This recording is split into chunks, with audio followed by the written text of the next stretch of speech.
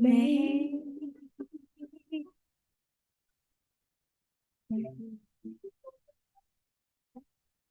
Thank you. Cek, cek.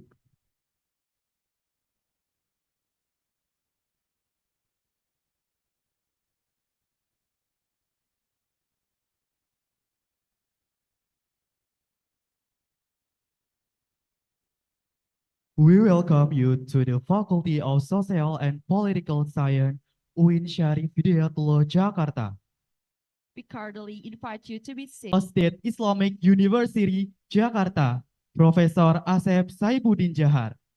The Honorable Dean of the Faculty of Social and Political Sciences, Syarif Hidayatullah State Islamic University, Jakarta, Professor Zuriatun Taibah, and the lecturer, staff, and academici.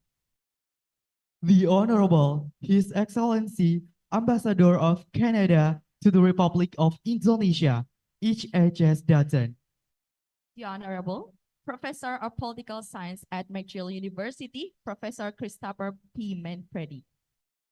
The Honorable Speakers, distinguished guests, ladies and gentlemen. Assalamualaikum warahmatullahi wabarakatuh.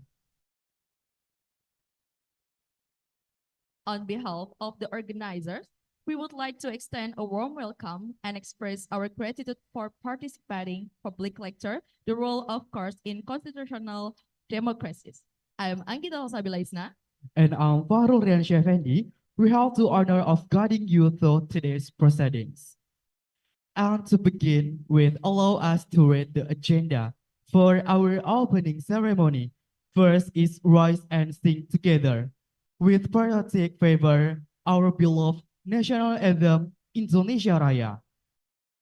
Second, the welcoming speech and opening remarks. The third main session, public lecture with our speakers, souvenirs, and will be followed by photo session as the last program. The Honorable, distinguished guests, ladies and gentlemen, to honor our country, let us all rise and sing together our beloved national anthem, Indonesia Raya. Ladies and gentlemen, please stand up.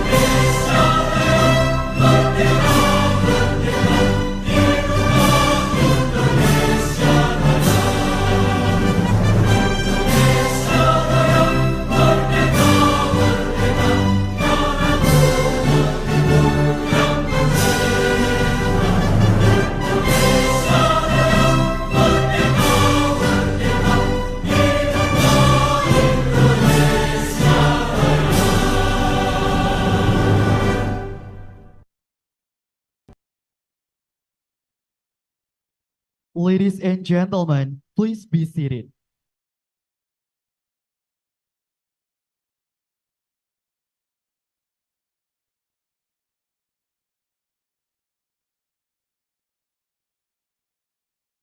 Ladies and gentlemen, We know we move to the next agenda.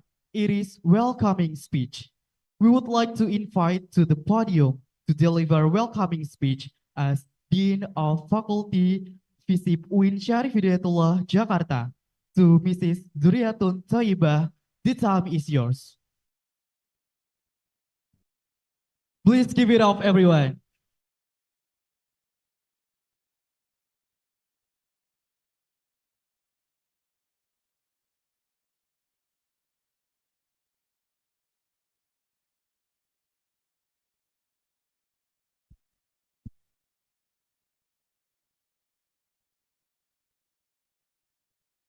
Assalamualaikum warahmatullahi wabarakatuh.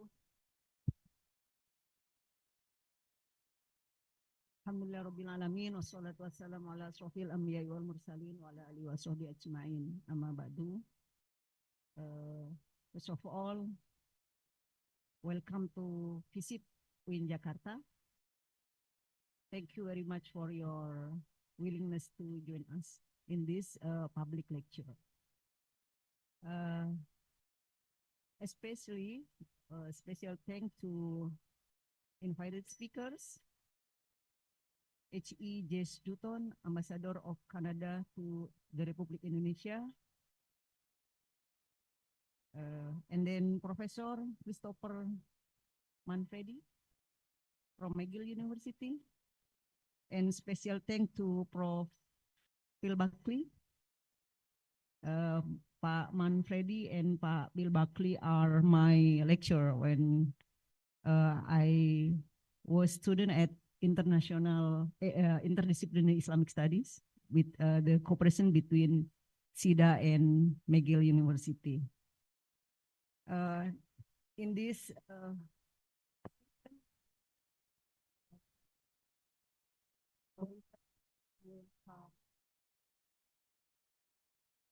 welcome our group because it's like this is a big reunion between Jakarta and McGill.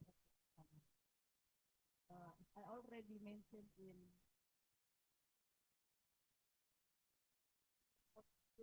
consultation before.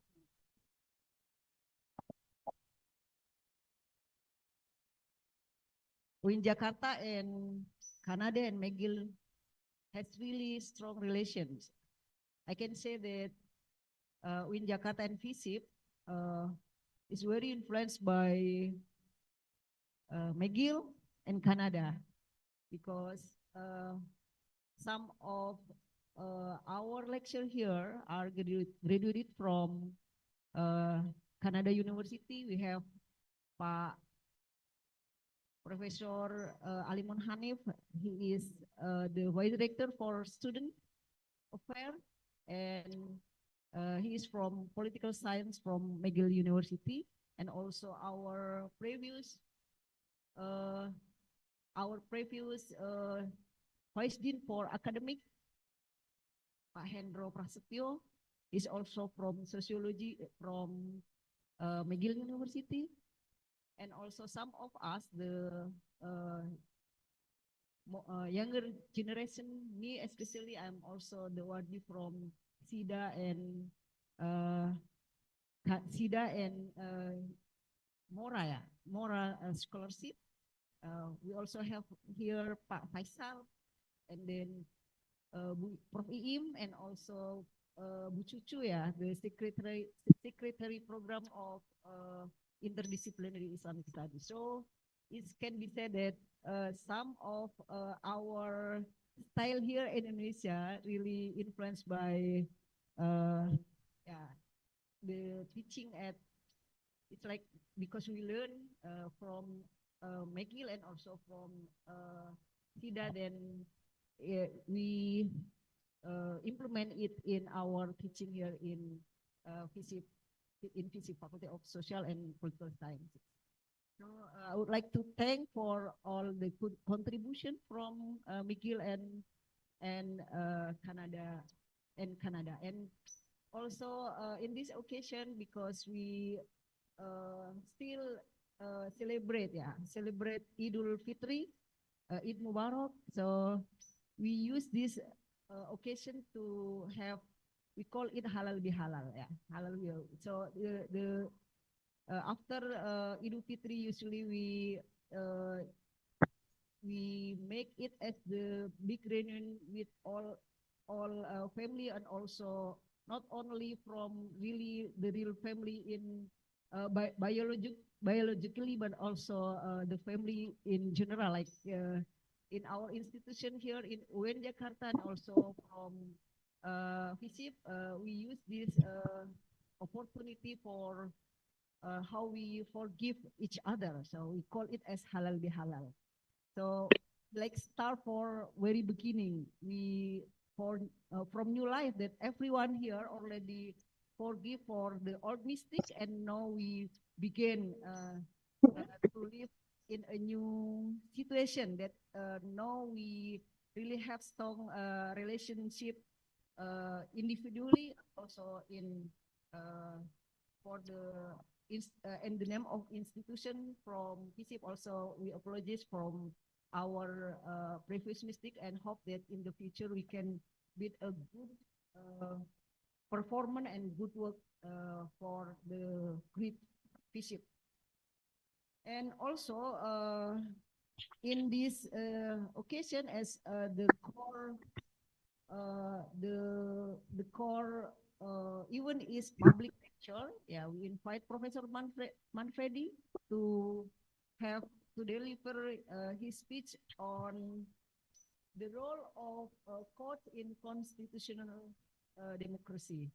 So we know that Indonesia just passed a very big event, the 2004 election, and this was a really controversial election. You know that some probably really happy with the result of election, and some still disappointed with the result. So today, I think this is a very important topic. But as the Constitutional Court already decided the result of election, so we want to congratulate Indonesia for the success of the election, 2024 election. No matter that we probably still homework for how we develop our democracy in Indonesia. So Professor Christopher Manfredi probably will discuss this topic from the large perspective, yeah, how the situation in Indonesia compared to other countries in terms of democracy. And also, WISIP also use this occasion to celebrate Kartini's Day. That's why some of us are wearing kebaya, ya. Kebaya is the traditional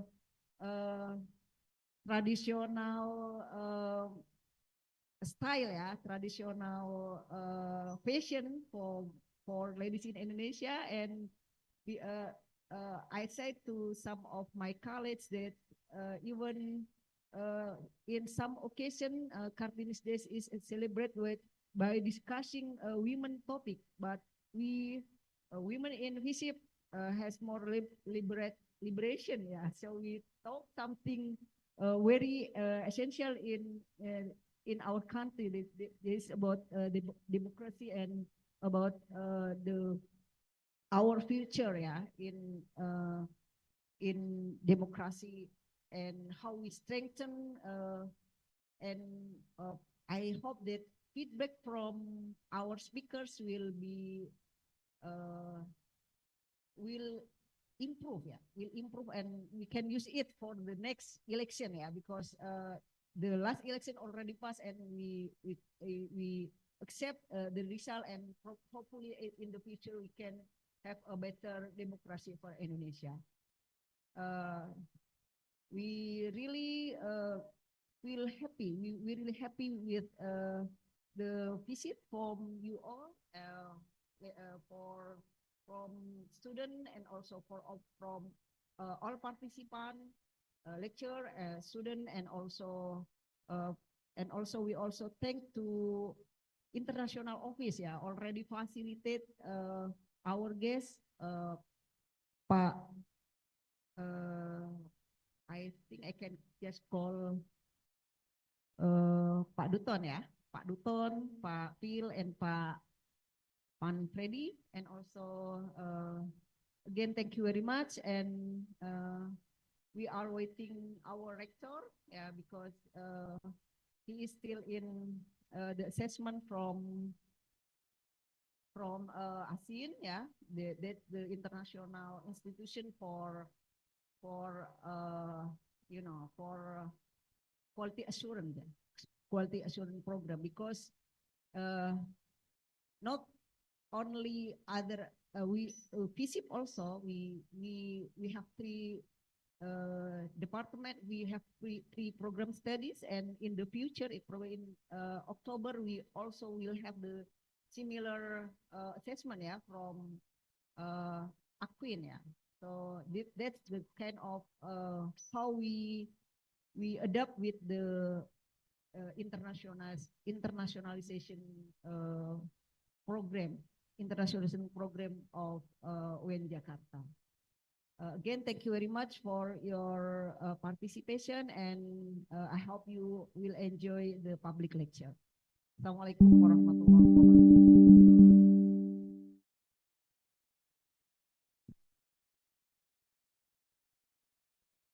Thank you, Ms. Professor Suryatun Taiba, for the very warm welcome.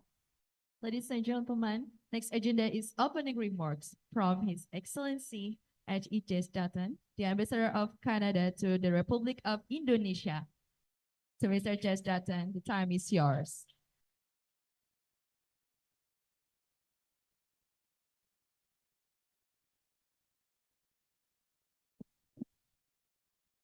Selamat pagi. Apa kabar? Terima kasih. Professor Toiba, Dean of the Faculty of Social and Political Sciences, Professor Manfredi, Provost and Executive Vice President, fellow Canadian from McGill University, and Professor Buckley, also Canadian from McGill University, distinguished faculty, students, good morning, bonjour, j'espère que vous allez bien, selamat pagi again. It's really a great honor for me to be here this morning visiting Yuyun Syarif Hidayatullah Islamic University. I will say that this is my second visit to a Yuyun University. After I visited Sunan Ampel, Surabaya last February. Now, when I was in Surabaya, they told me that that was the best UN University in Indonesia, but coming here this morning, I've learned that this is the best UN University in Indonesia, but I can assure you, yes, I can assure you the Canadian government does not take a position on this issue. But of course, you know, I sadly didn't study at McGill University. I studied at a rival institution in Canada called Queen's University. And during my time there, I will say that one of my fondest memories is actually Queen's University beating McGill University at our annual Canadian football match, which actually we called Kill McGill from a Queen's perspective. And we certainly won those 4 years. I don't think we have been as successful in previous years. But, you know, it's really, you know, the visit of Professor Manfredi is really, really important.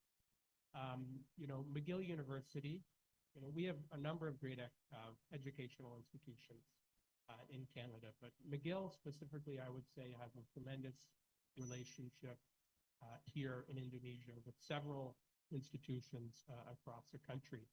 And it's in fact McGill's Institute of Islamic Studies, which became a model for the establishment of the Islamic State University system across Indonesia. And it's really thanks to prominent McGill alumni like Dr. Harun Nasution, Mukti Ali, and Muhammad Razjidi, both former ministers of religious affairs, that this work was able to be achieved. And for Canada, it's great to have so many graduates of McGill University in such prominent positions, like, of course, His Excellency the Rector, who will be joining us soon, was a graduate of McGill University. And of course, Professor Toyiba also spent some time at McGill University. And so what's great for Canada is that these prominent individuals are now permanent ambassadors of Canada. So they're not only distinguished professors and academics, but they also do a great deal to support the Canada-Indonesia relationship. And, you know, that's really very, very important, because people-to-people ties, ties between our two countries, between any two nations, is really important to mutual understanding and to be able to develop and to grow the relationship. So if you'll allow me just to say, as Canadian ambassador, I feel I should say a few words about the Canada-Indonesia relationship. And I can tell you that I have a great job, first of all. My job every day is to wake up and to think, how can I strengthen and grow this very, very important relationship? Canada has what's called an Indo-Pacific strategy. And this is a very important strategy because it's not only a whole of government strategy, it's actually a whole of society strategy. So galvanizing Canadian government, institutions, and the Canadian people to look west, to look to the Indo-Pacific, as this is where this area will be the future of growth over the next century. And as part of that, Indonesia and of course ASEAN are key pillars for that relationship. And of course, when you look at Indonesia, the third largest democracy in the world, which, you know, is some relevance to the discussion today, the fourth most populated country in the world, the largest Muslim country in the world, a country with an incredible demographic dividend, and a country that will be one of the largest economies over the next few decades. And Canada really wants to be part of this growth and wants to be an important partner in this growth. And of course, you know, I think Canada is also important to Indonesia. We're a $1 trillion economy. We're a home of innovators and technology. We're a diverse, multicultural, like-minded democracy. We have similar perspectives on the world. We don't necessarily agree on everything, but as middle powers, we have very similar perspectives in the multilateral system and the rules-based international order. So these are things that very much bind our two countries together, and I think will be a great roadmap for us to work together moving forward in the years to come as we jointly address some pretty pressing global challenges. So there are some great things happening in the relationship. We're currently negotiating a comprehensive economic partnership agreement, a free trade agreement, which will hopefully be concluded by the end of the year, at least negotiations concluded by the end of the year. And this is really, really important because not only would it be the first agreement of its kind between Canada and a country in Southeast Asia, it would allow Indonesia access to not only the Canadian market, but we have free trade agreements with all G7 countries, with the EU and beyond. But it also would be a real catalyst for enhanced trade and investment between our two countries. And with that, more trade, more investment, more companies, that helps to enhance people-to-people ties. So at the end of this year, we're going to have a large trade mission come to Indonesia, probably over 300 Canadian individuals from Canadian companies coming here to meet with their counterparts in Indonesian companies and to see about opportunities not only for investment here in Indonesia, but of course for partners and companies that want to do business in Canada. So through our Indo-Pacific strategy, through our engagement with Indonesia, we really want to strengthen and work across all fields. And one of the key elements, and I think it's significant today with the visit and this lecture, is really on the people-to-people side, because it's really through people and through understanding of each other's countries, of each other's cultures, that we can grow stronger and get to know each other better. exchanges between academic institutions. And of course, McGill has been leading the way here in Indonesia. A history, I believe, of over 70 years here in Indonesia, and that's significant. Other Canadian institutions, academic institutions, are looking to build on that and do the same. We want to have Canadian civil society organizations, Canadian cultural organizations come to Indonesia to demonstrate the strengths of Canada and to be more active in Indonesian society. And of course, we want Indonesian students to come to Canada. It's a great place to study. It's a great place to learn.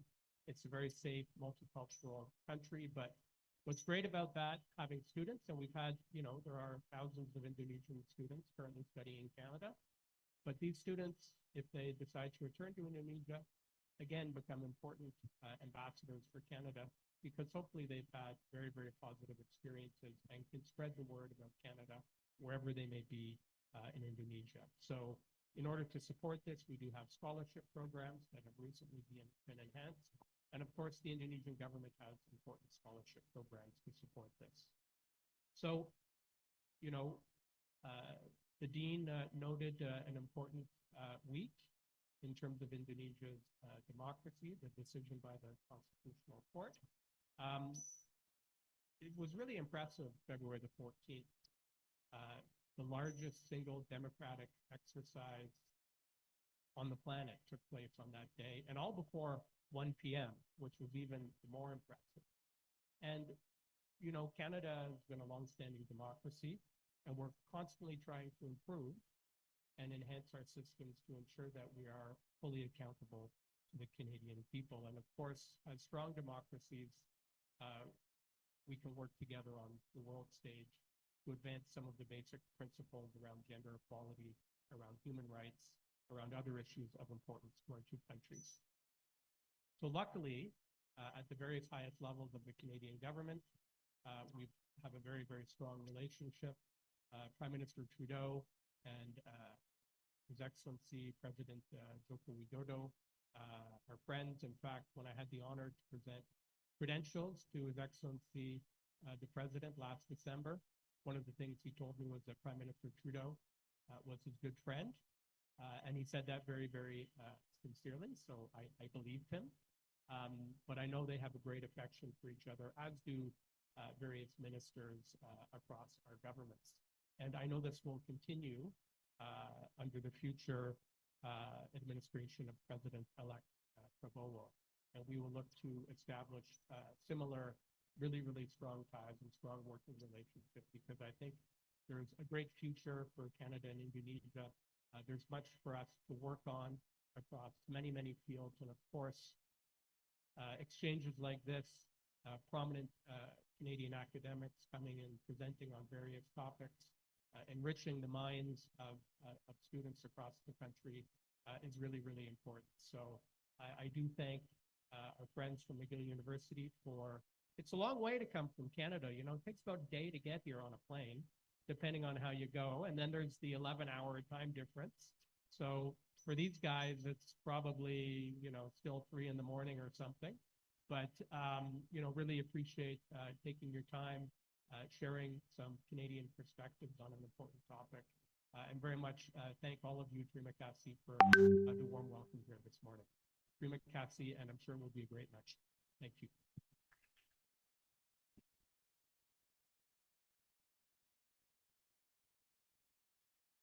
Thank you to His Excellency, Mr. Jes Dutton, for the speech. This time, we would like to call the Ambassador of Canada to Republic of Indonesia, His Excellency H.A. Jes Dutton, to receive these souvenirs.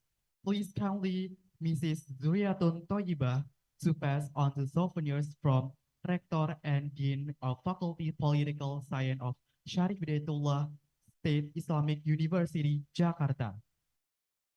Two honorable outstanding speakers on stage.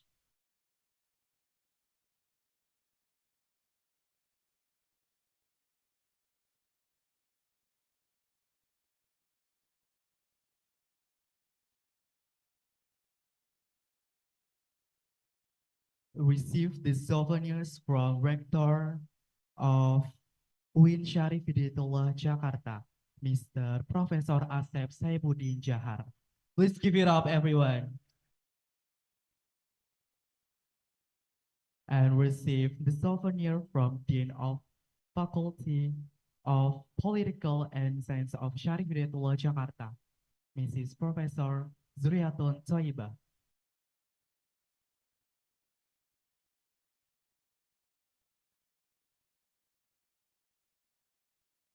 Please give it up, everyone.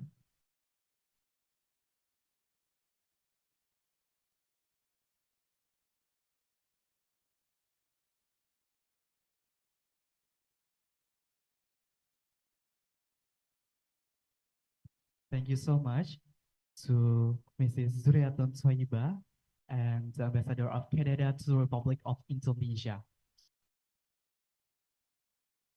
And the next agenda is main photo. We have the photo session. We would like to invite the distinguished guests to come to front of the stage to take a group photo, please.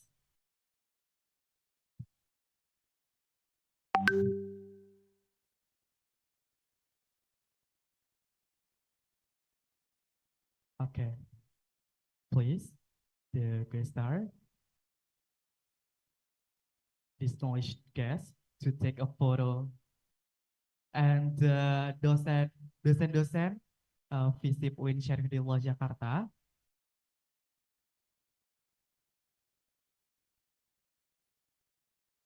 the lecturer, the staff, and the academici of political science of UIN Syarif Hidayatullah Jakarta.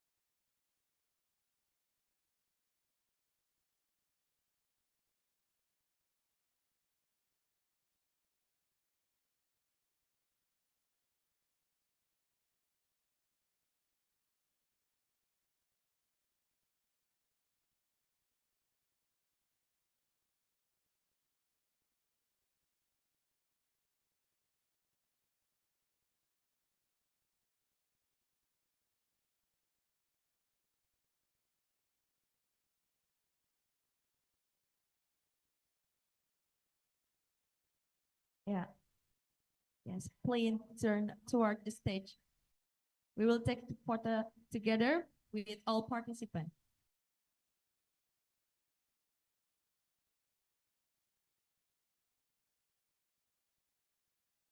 For all participants, please stand up.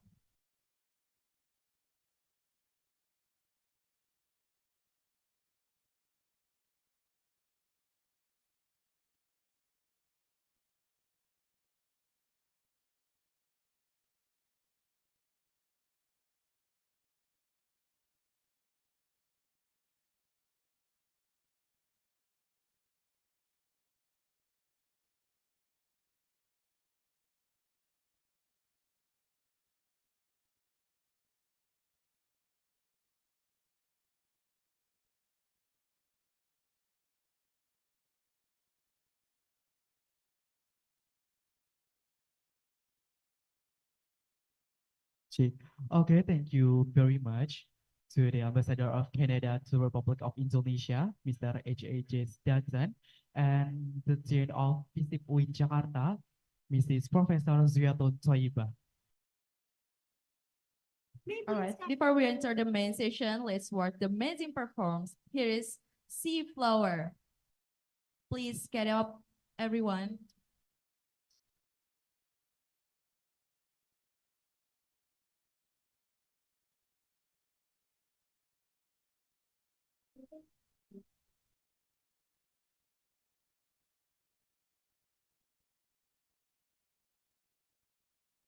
Hi guys. Okay.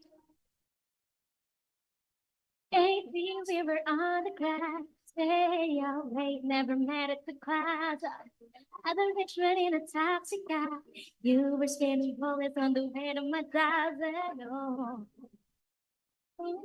Oh. You said, baby, think we're moving too fast. Oh. El no, yeah, splash the smile. Yeah. And that's when I found me, hoping you stay a while.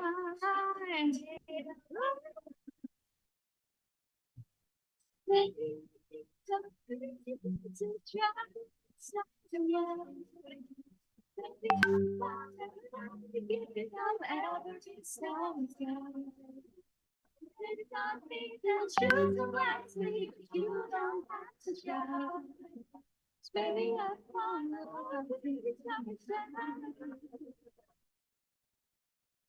any fun that we missing courage, love, but everyone we're heading upward. You know, with my sister, and it just kinda hurt. Crying my home, and you're putting me first. Oh, yeah. You just don't know what to say. Oh.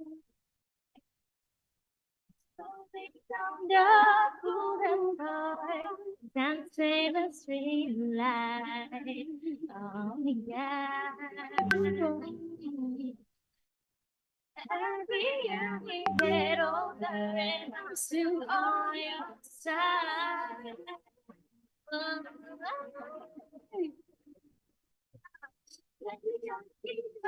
everything to travel inside your mind. Baby, I'm falling around together every summertime. When you talk me to join someone sleep, but you don't have to try. Baby, I'm falling around summertime.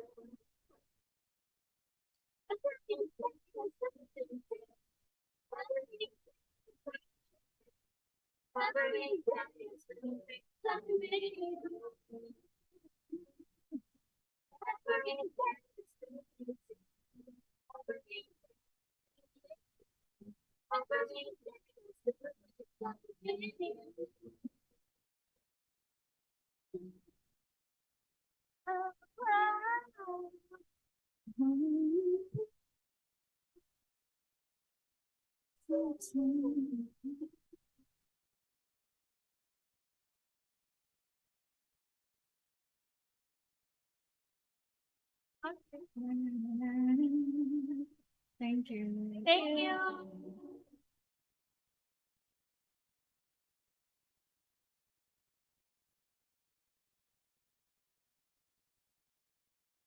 Okay, thank you so much, C Flower, for the performance.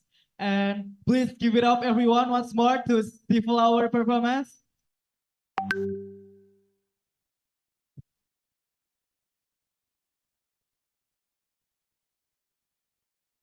All right, ladies and gentlemen, it is now our privilege to comment the main session of today's public lecture on the role of course in constitutional democracies. For this session, we are fortunate to have with us two system guests who will share their invaluable knowledge and perspective through an engaging, moderated discussion. First, it is our privilege to have Professor Christopher P. M.Pd and Professor Phil Beckley, Professor of Political Science at McGill University. Thank you for gracing us with your presence. To facilitate this insightful dialogue, it is my pleasure to invite to the stage Mrs. Mutiara Pertiwi, Ph.D., a respected lecturer from the Faculty on Social and Political Science, UIN Jakarta, will skillfully moderate this interactive session. To Ms. Mutiara Pertiwi, the time is yours. Please give it up, everyone.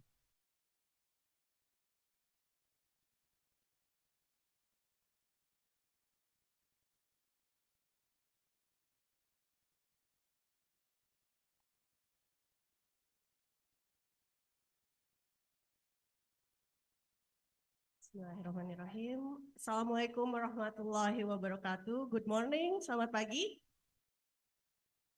Selamat pagi. Okay, it's an honor to host this seminar with the presence of our faculty dean, Professor Zuriatun Toibah. Thank you for being with, join us on the stage. I would like also to acknowledge our honorable guest, Professor Christopher Manfredi, and the longtime friend of this faculty is Professor Phil Buckley from McGill University. Thank you for finding the time to be with us this morning and for the support to this institution always many, many times. I would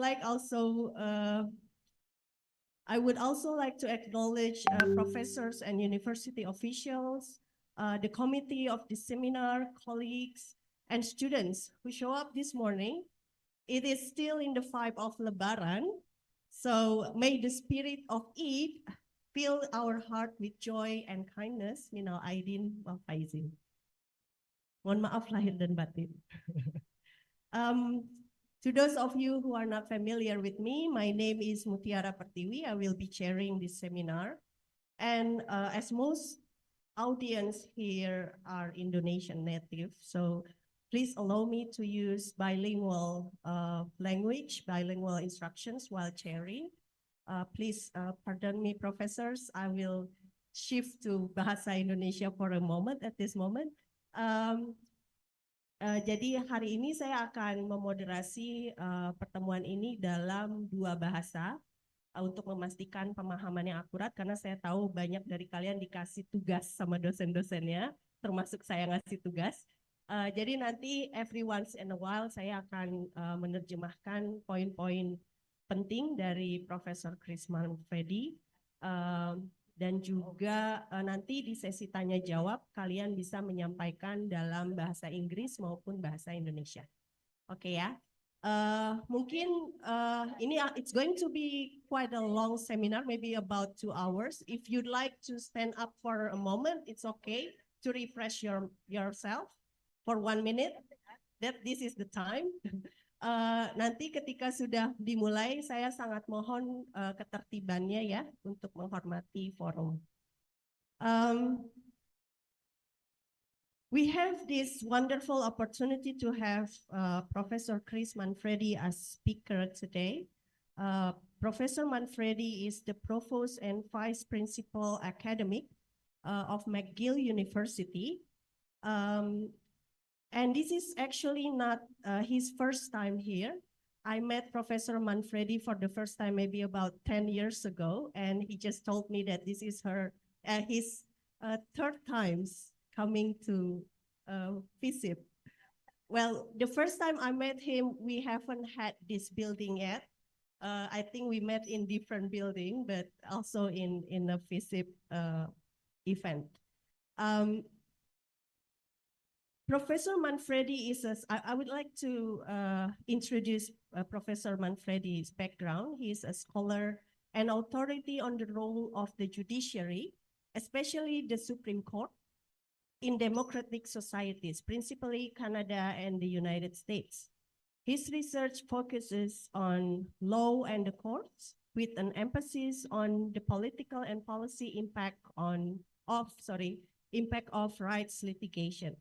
He had held research grants from a range of prestigious institutions, published extensively in academic and professional journals, and is a highly regarded political and commentator. I still have a bit information at the back. And among his notable publications are Contested Constitutionalism, published in 2009, and also co-edited Healthcare and the Charter, Legal Mobilization and Policy Change in Canada, published in 2018. So this morning, Professor Manfredi will share some insights on the role of court in constitutional democracy, a very interesting topic, and as our dean already mentioned, this topic also have a growing relevance to Indonesian context, given that we are currently observing a range of election disputes in court. So I will organize this seminar into two main parts. The first, Professor Manfredi talk for maybe 30 to 45 minutes. And then we will have the Q&A session. And as I said, you can forward your question either in English or in Bahasa Indonesia. So without further ado, Professor Manfredi, maybe the time is yours.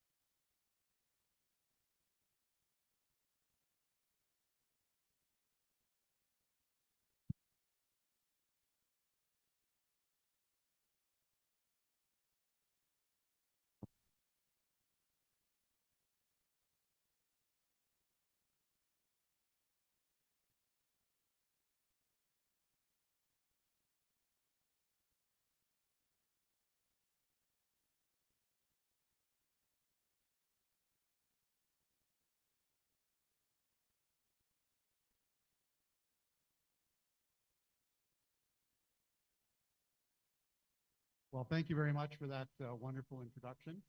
And thank you, Dean Fahiba, for the invitation. Thank you very much for moderator. I will tell you that many years ago when I taught Dean Fahiba in the Interdisciplinary Islamic Studies program, she was a very good student. So you should take her as a model of how you should be a student and how you should be an academic. So I want to thank her for the invitation today. I wish I could say that I knew that your constitutional court was going to deliver a very important decision when I decided to give this talk, but I can't take credit for that. But I'm very pleased that this talk turns out to be timely given political events in Indonesia at the moment. Now you might ask, I'm a political scientist, I'm not a lawyer. So you might ask, what business does a political scientist have to talk about the law, to talk about the courts, to talk about judges? And because we often think that law and politics are two separate things. The legal system and the political system are independent parts of constitutional democracies. But I think as we saw this week, that's not an accurate description. Law and politics are the same thing. The legal system and the political system are intricately connected. And the decision of Indonesia's Constitutional Court this week tells us about that.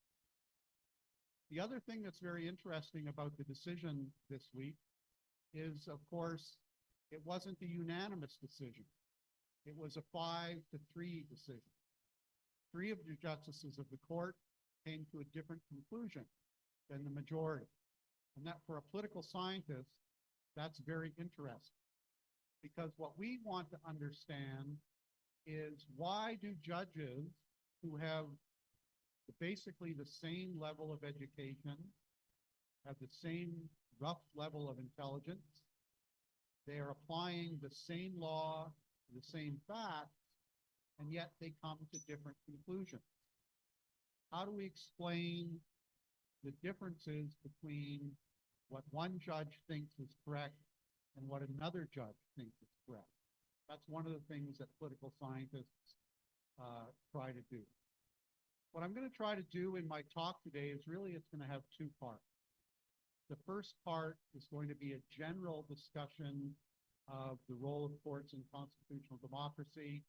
I think I'll say a little bit about how political scientists understand constitutions, understand courts, and about what some of the issues that political scientists try to or are concerned with in this interaction between law and politics. And then I'm going to offer you a case study of a very important constitutional decision in Canada one that I was involved with as an expert witness, and that was also a case in which the Canadian Supreme Court was divided. In that instance, it was divided by 5-4, so a very close decision. And like the case that was decided by your court this week, it was a case about elections, but it was really a case about who could vote. So let me start out and tell you about how do political scientists understand constitutions. For me as a political scientist, constitutions are a set of rules. They're the basic institutional framework of formal, procedural, and substantive rules within which political actors must operate. So they set the legal framework for political action. And the purpose of these rules is actually to constrain political behavior. Like all rules, what do rules do? They tell you what you can do, and they tell you what you can't do. And constitutional rules do that for political actors. They tell political actors like legislatures or executives what they can do, and it also tells them what they can't do. Now, in constitutional democracies, there are usually two different types of rules. There are what we call procedural rules. These are rules about how decisions are made, what steps must be taken before a rule is recognized as legitimate. It has to go through the legislature, it has to be approved by the executive.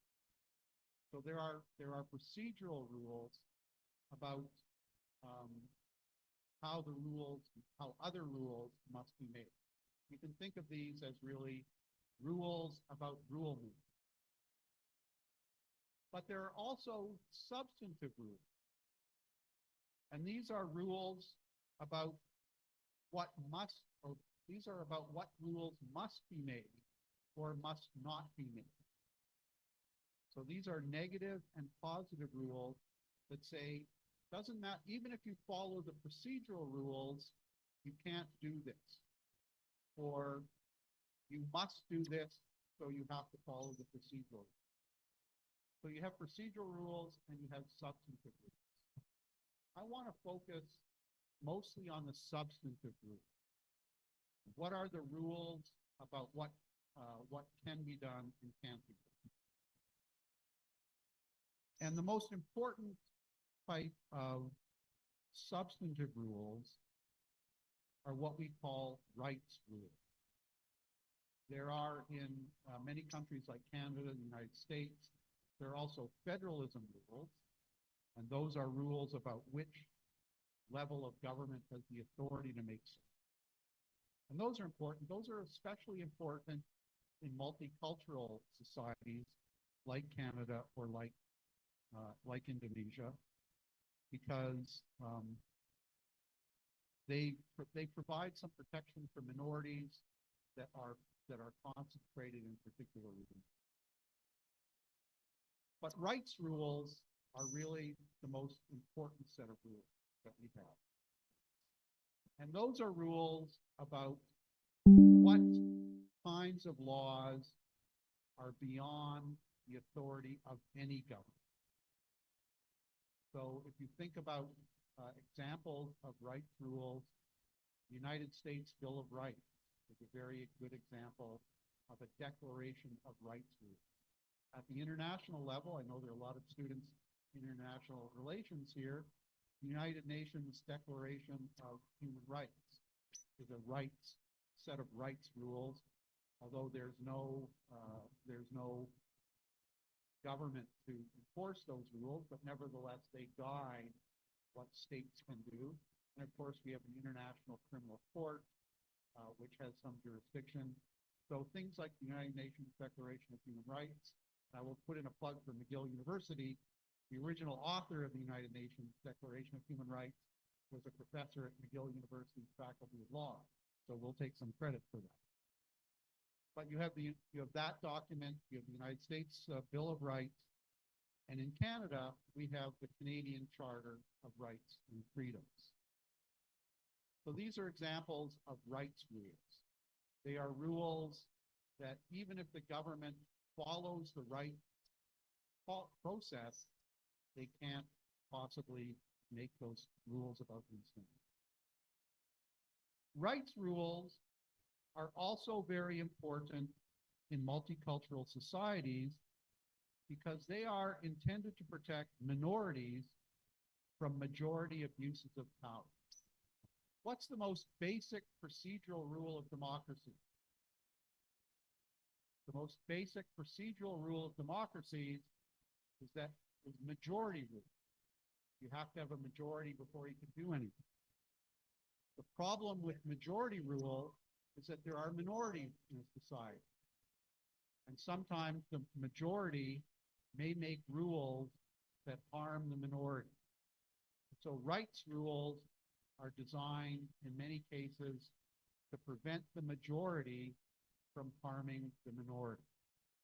So they are very important in multicultural societies where you have different groups who can never be a part of the majority because they are different from the majority.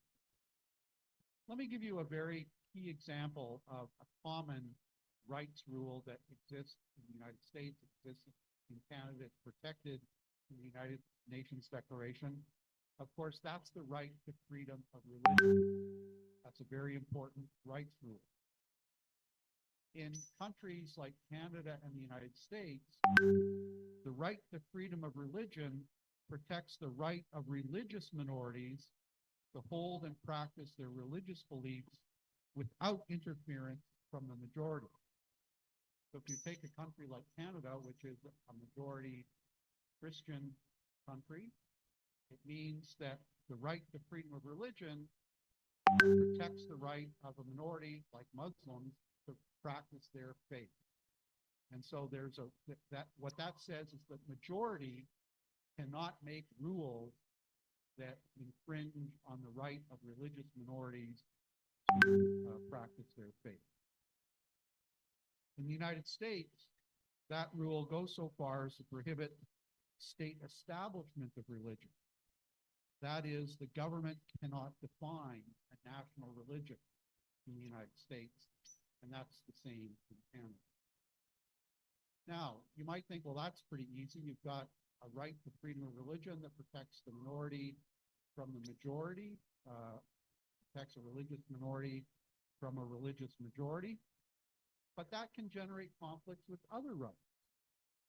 For example, many cases in the United States and in Canada where, for example, a parent's religious belief might prohibit blood transfusions for their child, but the child may have a right to intervention to protect their health.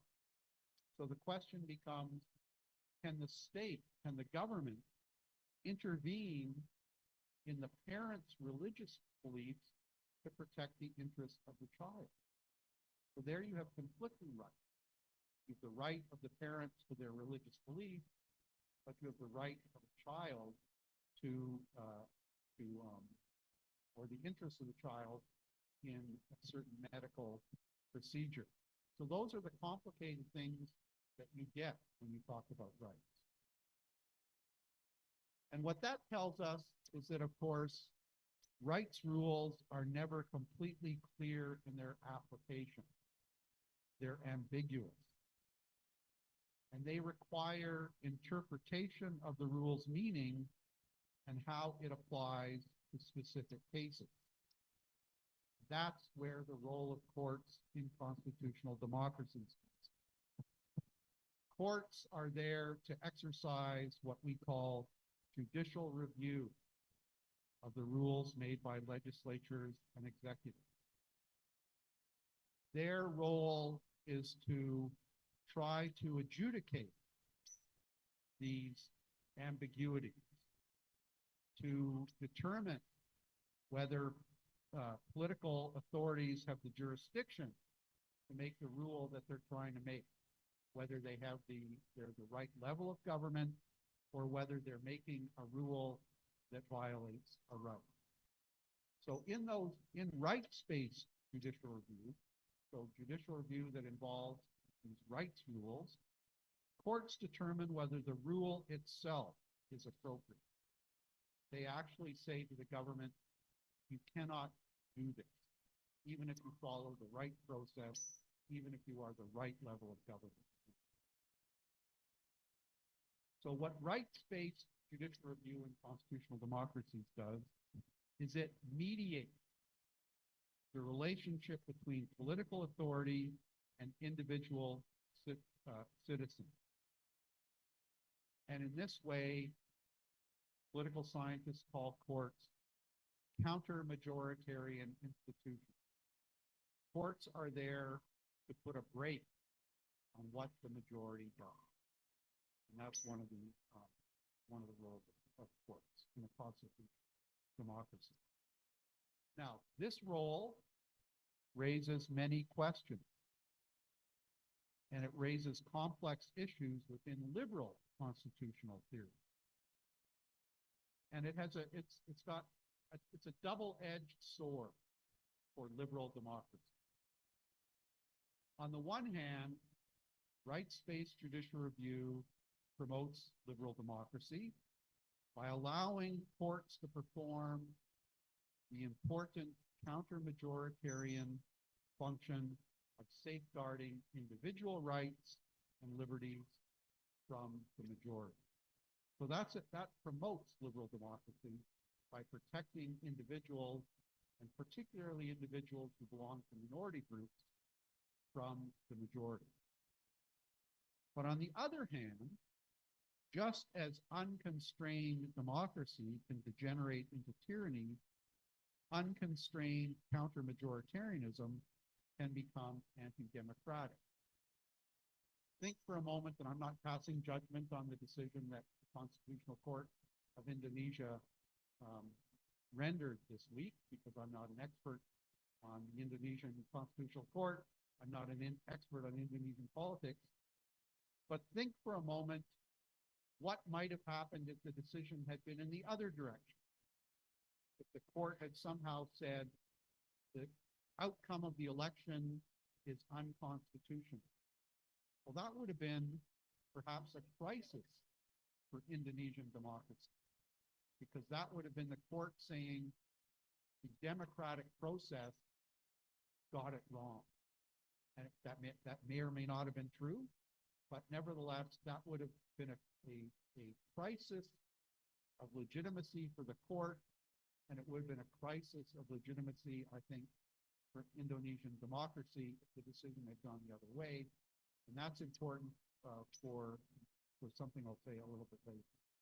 So unconstrained counter-majoritarianism can become anti-democratic. And that brings me to this point, is that, again, why is a political scientist talking to you about courts and law? And that's because courts, especially final appellate courts like the Indonesian Constitutional Court, are political institutions. They make policy not as an accidental byproduct of exercising their legal functions, but because judges believe that a particular legal rule will be more socially beneficial than alternatives. But that also raises the question, if constitutions exist to constrain political power, how can the political power of courts be constrained? To cite something from Plato, you've read Plato's Republic, who guards the guardians? The courts are the guardians of rights. Who guards the guardians of rights? You see, I'm posing a lot of questions and we can think of something. So political scientists like me have been recognizing that courts are political institutions, have been very interested in trying to explain how judges or why judges reach the decisions they do. As I said at the outset, one of the interesting things about the decision this week is that 5 judges reached one conclusion and 3 judges reached another conclusion. Well, how can we understand why one set of judges decided one way and why another set of judges decided another way? And basically what political scientists believe is that judicial decisions, particularly in final courts of appeal, are the result of factors other than legal consideration. It's not just the law that matters. And there are several reasons for this aspect. One, cases reach final courts of appeal precisely because the applicable legal rules are ambiguous. The only reason a case reaches a final court of appeal is because nobody knows what the legal rule is. If the legal rule were clear, then the case would have been decided much earlier. So you can't say there's a single legal rule that determines the outcome because the legal rule is ambiguous. The second reason is that these courts usually have discretionary jurisdiction. They don't have to decide any case. They get to choose what cases they're going to decide. And in exercising a choice, they are already determining what's politically important and what's not politically important. So that points to certain things. What makes judges think some things are politically important and other things are not politically? Another aspect of judicial decision-making that political scientists have looked at is that judges, like other political actors, have to behave strategically because they face institutional constraints of different types. They have to think about how will other political actors react to our decisions. That's like when you play chess. How many people play chess? Nobody plays chess? But that's all about strategy, right? You're always trying to anticipate what's my opponent's next move. If I make this move, what will my opponent's move? And judges have to always think about that too. If we decide this way, what will other political actors do in response?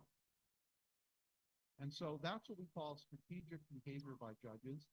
And I just put this out there. I don't know, but you have to ask yourself, I talked about the fact that if the Constitutional Court had decided this case differently, it might have created a crisis of legitimacy for the court and a crisis of legitimacy for Indonesian democracy. So you might think that perhaps the majority said, maybe we should constrain ourselves and not interfere in the election result because we don't want to create those crises. That's a hypothesis, but that would be an example of the court behaving strategically. So to just sort of conclude this part of my talk before I go to my case study, there's what we call, or what I call, a paradox of liberal constitutionalism. And that paradox stems from a tension between a central tenet of liberal constitutionalism, which is constitutional supremacy. The Constitution is the supreme law. It's the law that determines whether any law below it is legitimate. So it's a tension between that supreme law and the mechanism through which constitutional supremacy is enforced, which is judicial review. So constitutional supremacy requires that political power be exercised only according to the procedural and substantive rules laid down in the Constitution. But judicial review means that one of the institutions in which political power is located bears primary responsibility for interpreting and applying those rules. In other words, the guardian is somehow unconstrained by the Constitution. So the tension comes from the fact that judicial power to define constitutional language decreases the effective relevance of the constitutional text as the authoritative source of rules governing political power. So the Constitution stops being supreme and judicial decisions become supreme. And that's the tension within liberal democracy. And that's a particular problem because judicial power is not very democratically accountable. Judicial power is excluded from the ordinary mechanisms of democratic accountability. There are good reasons for that. Judicial independence is very important. I don't like the idea of electing judges. There's many places in the world where judges are elected. I think that's a bad idea. But nevertheless, it means that there are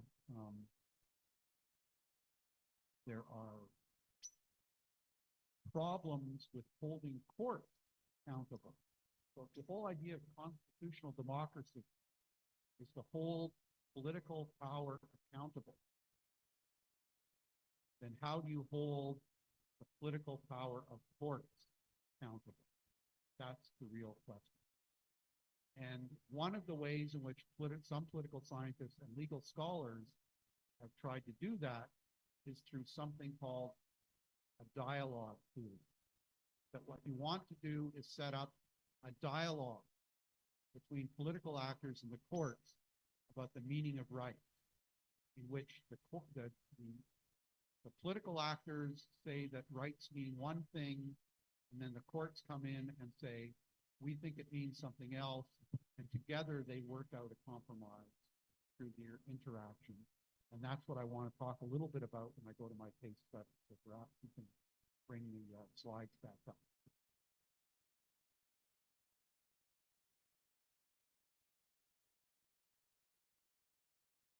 Want to summarize that a bit?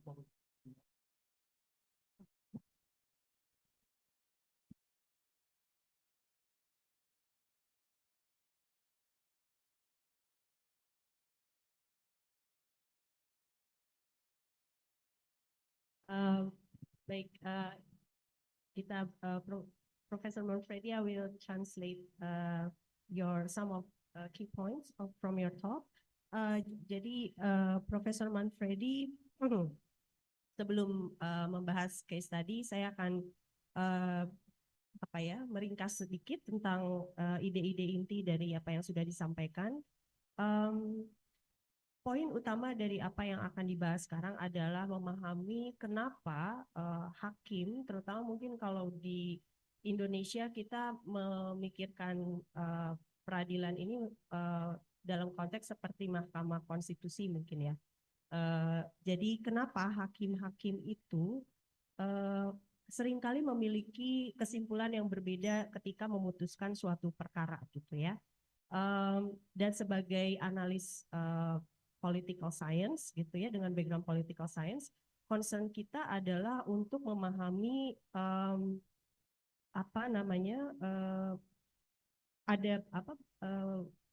untuk memahami berbagai proses yang mempengaruhi keputusan-keputusan hakim gitu. Concern dalam political science itu adalah mungkin kalau dalam analisis hukum lebih fokus pada prosedur formalnya, tapi kalau untuk kita tertarik pada apa saja framework legal yang membatasi aktivitas politik. Ya, jadi peran konstitusi itu adalah sebagai prosedur formal, sebagai sebuah kerangka legal untuk untuk membatasi atau untuk mengekang aktivitas politik gitu, aktivitas politik dari berbagai aktor. Dan dalam demokrasi demokrasi yang berbasiskan konstitusi atau constitutional demokrasi, kita mengenal ada berbagai bentuk peraturan, ada procedural rules, yaitu aturan yang untuk menentukan apa tindakan yang benar dan salah gitu ya. Kemudian ada juga aturan tentang aturan, yaitu aturan untuk membentuk regulasi. Kemudian juga pertanyaan-pertanyaan normatif tentang apa aturan yang sudah ada dan aturan apa yang seharusnya kita bentuk gitu. Jadi cakupan pemahaman tentang constitutional demokrasi itu mencakup 3 poin di atas. Dan konstitusi yang menjadi concern utama Profesor Manfredi itu adalah konstitusi-konstitusi yang terutama terkait hak gitu ya. Beliau menyebutnya sebagai rights rules, aturan-aturan tentang hak-hak warga negara. Kalau di Amerika Serikat itu ada Bill of Rights, kemudian juga di Kanada juga mengenal kurang lebih regulasi yang sama. Kalau di level internasional itu kita juga mengenal UN Declaration of Human Rights gitu ya. Meskipun tidak berlaku secara hierarkis, kalau anak HI sudah tahu, tapi kurang lebih dia mengatur pokok-pokok yang prinsipnya sama, yaitu untuk melindungi terutama kepentingan minoritas dari kelompok dari kepentingan mayoritas gitu ya. Profesor Manfredi aspek dari perlindungan hak-hak manusia yang menjadi concern dari Profesor Manfredi itu salah satunya adalah tentang Canada Rights Freedom of Religion di aspek itu. Jadi ada salah satu aspek hak yang diatur dalam regulasi Kanada itu adalah tentang perlindungan kebebasan beragama gitu ya. Dan ternyata regulasi ini walaupun terdengar baik gitu ya, tapi sebenarnya juga memiliki problema di dalamnya gitu. Misalnya ada kasus orang tua yang melarang anaknya untuk diberi transfusi darah karena keyakinan agamanya. Sedang dari satu sisi itu adalah aplikasi dari hak kebebasan beragama, tapi di sisi lain itu bertentangan dengan hak anak tersebut untuk mendapatkan perawatan medis gitu ya. Nah, pertanyaan-pertanyaan seperti kasus-kasus seperti ini yang kemudian menimbulkan tanda tanya dalam situasi tersebut, haruskah negara mengintervensi kasus tersebut? Jika mengintervensi, maka pegangannya yang mana? Apakah hak asasi atau hak hak yang mana yang diambil, hak orang tuanya atau hak anak? Jadi banyak kasus-kasus seperti ini yang membuat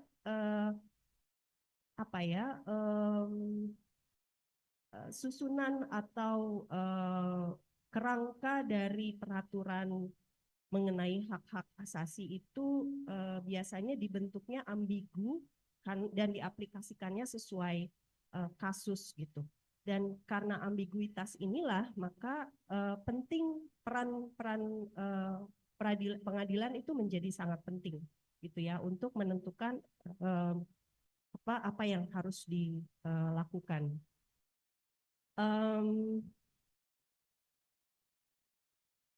Nah, argumen yang disampaikan di poin-poin terakhir tadi adalah bahwa Profesor Manfredi melihat bahwa dalam konteks liberal demokrasi bisa jadi upaya untuk perlindungan minoritas yang disebut sebagai counter majoritarian institution. Jadi counter majoritarian institution itu adalah upaya-upaya untuk atau pelembagaan aturan untuk melindungi minoritas dari kepentingan mayoritas gitu ya, disebutnya sebagai counter majoritarian institution itu beresiko justru untuk merusak demokrasi itu sendiri gitu. Ada efek negatifnya terhadap demokrasi gitu ya. Dan ini yang nanti akan dibahas dalam studi kasus berikutnya. Nah, Profesor Manfredi juga menyebutkan tentang beberapa permasalahannya menurut Profesor Manfredi, pengadilan itu atau mahkamah itu tidak selalu bukanlah institusi yang sempurna. Ada berbagai permasalahan dalam mahkamah peradilan itu. Pertama, seringkali terjadi perbedaan pendapat hakim. Padahal hakim-hakim ini melewati training yang kurang lebih sama gitu ya, merujuk pada aturan-aturan yang sama, tapi kok kenapa keputusannya bisa beda. Kadang-kadang kalau di Kanada itu kadang-kadang ada 5 hakim misalnya bilang yes, kemudian ada 3 hakim yang bilang no gitu ya. Nah, ini yang menjadi perhatian, kenapa kok bisa sih hakim-hakim yang dengan training legal yang kurang lebih satu level gitu ya, punya keputusan yang berbeda. Nah, permasalahannya menurut Profesor Manfredi itu pertama ada kasus yang ada pertama karena legal rulingnya itu sering yaitu desainnya itu memang ambigu tadi. Kemudian yang kedua itu juga ada kewenangan dari mahkamah yang juga cukup besar untuk menentukan penting atau tidaknya suatu kasus, dan juga hakim secara individual sebagai aktor utama dalam pengadilan itu adalah aktor strategis gitu ya. Jadi dia juga ketika membuat keputusan tidak bisa sepenuhnya mengabaikan kondisi politik yang berkembang di sekitarnya gitu. Dan ini yang mungkin jadi concern kita sebagai analis politik dan juga hubungan internasional ya di sini, dan juga sosiologi. Ya, dan jadi di akhir itu Profesor Manfredi menyampaikan bahwa jadi sebenarnya terjadi paradox of liberal constitution karena para penjaga demokrasi, para penjaga konstitusi yaitu para hakim itu jadi di satu sisi paradoksnya itu di satu sisi konstitusinya itu kan sebenarnya adalah satu dokumen utama ya, satu apa ya istilahnya ya konstitusi ya, landasan bernegara yang utama gitu, yang paling tinggi derajatnya di negara. Tapi di sisi lain konstitusi itu tidak konstitusi itu tidak bahasa Indonesia, the guardian somehow unconstrained by the constitution. Jadi hakim-hakim yang menjalankan pengadilan ini tidak selalu tunduk pada semangat atau prinsip-prinsip dalam konstitusi tersebut gitu. Jadi paradoksnya seperti itu. Konstitusinya itu dokumen dokumen yang paling tinggi derajatnya, tetapi dalam pelaksanaannya sangat ditentukan pada keputusan hakim. Jadi pengawal konstitusinya itu sendiri dalam banyak hal tidak bisa diatur oleh konstitusi. Mungkin kurang lebih sampai situ. Profesor Manfredi akan melanjutkan dengan studi kasus. Thank you. So let me just turn to this short case study that talks about how courts and other political actors try to dialogue with each other. This is a case that was decided by the Canadian Supreme Court in 2000, in the year 2000. So it's an old case, but it's still important. It's called S.O.I, which is the name of the person who brought the case, versus Canada. So it was a case brought against the government of Canada. I will say at the outset, as I said at the beginning, I was an expert witness in this case. So sometimes political scientists actually get get their hands dirty in actual constitutional cases. So I was an expert witness, and I will tell you that I was an expert witness for the government of Canada. So I was on the side of Canada, not on the side of Mr. Sobey. What was this case about? This case was about the question of, should people convicted of a crime be allowed to vote? So it was about whether it was an appropriate rule, a law, to tell people who are convicted of a crime that they cannot vote. That's what disenfranchisement. And this case, therefore, brought into conflict a rights rule. There's a right in the Canadian Charter that says every citizen has the right to vote in an election for the Parliament of Canada or a provincial legislature. So as a Canadian citizen, I have a right, constitutionally protected right to vote. However, the government passed a law that says every citizen has the right to vote unless they've been convicted of a crime.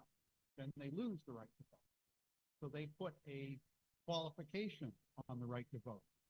So this case was about whether that qualification, losing the right to vote if you were convicted of a crime, was an appropriate rule or appropriate law to pass. So you move to the next part of the presentation. Yeah. So it's a PDF, not a all right. So what happened how did this case end up in the Supreme Court of Canada? So over time, a blanket rule that says no one convicted of a crime can vote was gradually made narrower. So that by 1993, so 7 years before this case was decided, the rule now said that anyone imprisoned in a correctional institution serving a sentence of 2 years or more lost the right to vote. So not anyone convicted of a crime and not forever, but just people who were in prison for more than 2 years while they were in prison lost the right to vote. So that was the actual law that was at question.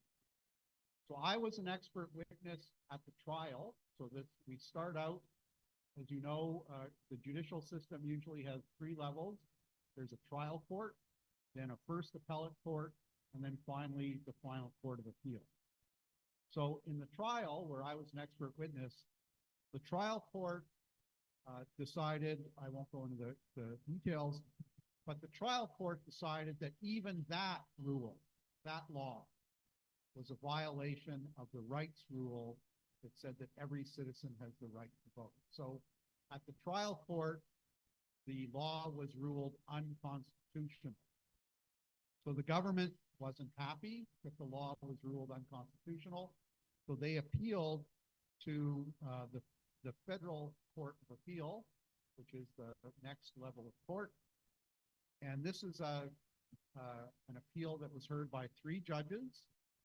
And in that case, 3 judges, 2 of them decided that the trial court was wrong, that in fact this was an acceptable law to limit the right to vote of these particular prisoners. So the Federal Court of Appeal reversed the trial court and upheld the law, but only in a 2-to-1 vote.